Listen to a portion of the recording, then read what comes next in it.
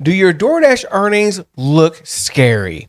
You might say, Well, what do you mean? How can you actually know if your earnings look scary? well, your wages actually could be scary if you're making like the national minimum wage of like $7.25 an hour. That would be scary. Because you could actually probably go to like a certain restaurants or even certain jobs. You can actually start at $10 an hour or even $12 an hour at a regular W-2 job. And I'm saying if you're making like DoorDash money and making hourly wages like $10, $12, $13, $14 an hour, you might need to find something different, possibly. Or maybe you need to find a new market. Maybe you need a different strategy. And if so, we're going to talk a little bit about some of those things and what we can possibly do to get our hourly rate up to where we might feel more comfortable, because we do have to worry and think about of all the expenses that we have to pay for, which is just the upkeep of our vehicle, our gas, the new tires. Hello. That's all really expensive all in itself. And if you're like me having to get a brand new transmission, that was a disaster. And hopefully nothing has to go that far. I've even heard some horror stories how people's gone through 2 or 3 transmissions. I'm just like, oh my gosh, all in the name of gig work? Overall, I hope we're using a good, reliable car, probably not using a gas guzzler that I'm using in a Ford Mustang. However, I wasn't actually thinking I was going to be doing gig work when I bought a Mustang. But hey, that's another story, and it's a past video as well. So let's go ahead and get started and talk about this, because it all really starts with a market that we're at. Are we in a good enough market that's going to give us high potential of volume? Are we getting a lot of orders coming through? And if we're not, we may need to start multi-apping, multi-niching. And multi-niching is something other than just food delivery, maybe package delivery, maybe grocery delivery like a Walmart Spark. But so many different things that we can do as gig workers. Because like I've said so many times, don't be married just to one app. Because what if you get deactivated?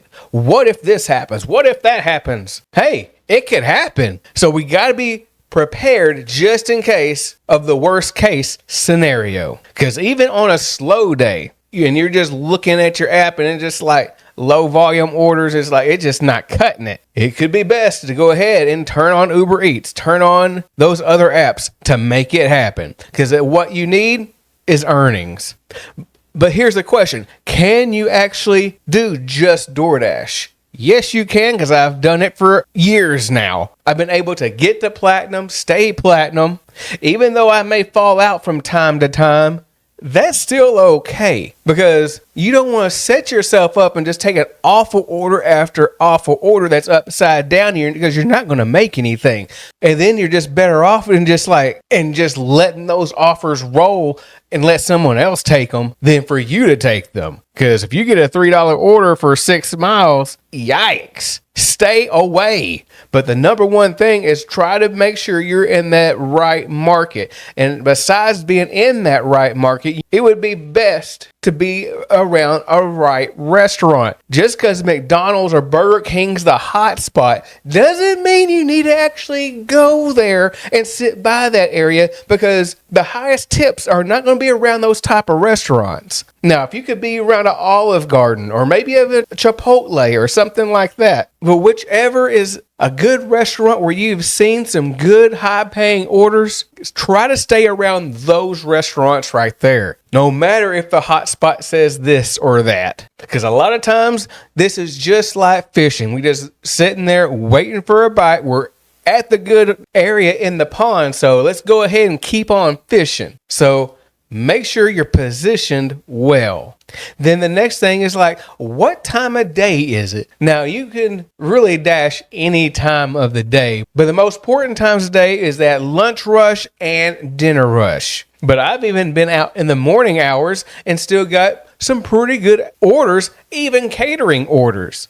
But you might say, well, don't you have to have like platinum to get catering orders? Yes, most of the time.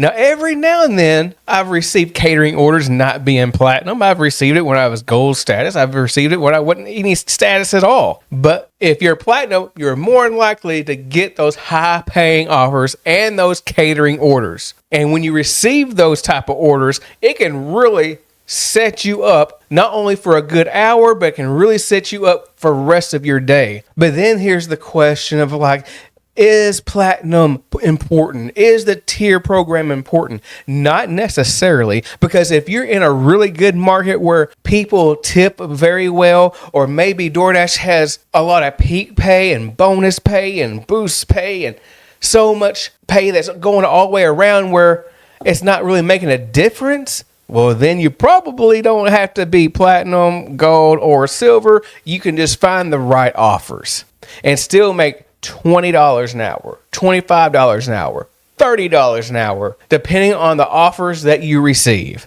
Then it goes into the question of like, well, when I do get an offer, which one should I even select? And that's a really good question, because you're going to actually look for those offers that's $2 plus per mile, even go down to $1.75 per mile. And if things are slow, just go ahead and do $1.50. But now let's say the game would change a little bit, or could change a little bit if you're trying to stay into the tier status like I've talked about in other videos. Then it could go even to like $1.20, $1.25. But then it's starting to get a little scary, especially depending on the time of day. But let's go ahead and look at an example of some offers here. Here we have $7.75. It's 1.2 miles. It's only one item at Walgreens. Yes, it is a shopping order. And hey, but it's just one item. It's not that bad. It's just like go in, come right back out. And especially if you know your store, that makes it even better. So let's kind of analyze this thing. Is this $2 plus per mile? Of course this is, because it's only 1.4 miles. And the one thing I like about DoorDash, no matter where you're at, it's calculating those miles, how far you are from the restaurant or the store, and from there to the customer. Unlike some apps, they'll just do from the store or from the restaurant to the customer, and that's it. But here you get a good outlook of what your money to miles ratio really looks like. And it also kind of lets you know, because if you're not too far, you can actually get rid of some of those dead miles with 1.4 miles. This is actually still right around all your restaurants anyway. So this for me is an ideal order. Now, you also got to think, how long is this going to take? That's what you got to think about, not just about this offer, but all offers that you actually get and you accept. Now, it's really easy to actually accept 2 offers within an hour. But the question is, can you get 3 offers in an hour? Because if you get only 2 $7 orders in an hour, well, you're only going to make around $14, right? And that's kind of pushing it to be a little bit scary. But if you can get 3 offers, minimum of $7, then you're around $21 an hour. Much, much better. So your money won't be looking so funny. Then there's also those possibilities where you can actually get 4 offers in an hour. But you're going to have some of those decent pay with also low mileages. And then you got to have the perfect storm of these offers actually being ready. Now, I know you probably already can think of some of those restaurants that take forever. And even in my market, some of those restaurants will be like a Wingstop, and don't let it be in the evening time or nighttime or a Friday or Saturday. That could be an absolute nightmare. So it's really good to try to actually learn which restaurants are the slowest, which are just poor customer service, and they're just going to treat you bad and they don't even care that you are there, and they'll just actually make you wait anyways, or whatever the ordeal is. Just try to learn and know your market and restaurants, which also leads to not only is it the focus of the dollar per mile, but it's also the dollar per time ratio as well. How long is it going to take me to get this thing done? So keep that in your mind as you're actually going forward with these orders and offers. And here's another offer, $8, 2.5 miles, Denny's. Now, sometimes Denny's, that can be a type of a restaurant for me. It can kind of be up in the air. It could either be there or it's not. You almost don't even know. There's been times it's been a nightmare, but not as bad as like some other restaurants I've had in my area. So Denny's was actually okay with this offer. The $8, 2.5 miles. We're definitely over that $2 plus per mile ratio. And where we keep on stacking offers, this is another good stackable offer. Here is a $10 plus, and it's beautiful when we get to see those plus at the end of this, because we know that there's going to be more money by the time we get this thing completed. And we have a good miles ratio because there's only 2.9 miles. And I'm still pretty close right there among my restaurants. So it's not going to be that many dead miles to get back. And with the Platinum Offer Boost, it actually allows me to get more offers right when I drop off. So that is huge as a Platinum Dasher. I've even noticed this even being Gold status. It's been pretty good with that as well. Now, going back to this plus, I think the lowest plus I've ever received was 3 cents. And that's for real. And that was like, I'm like, seriously? Really?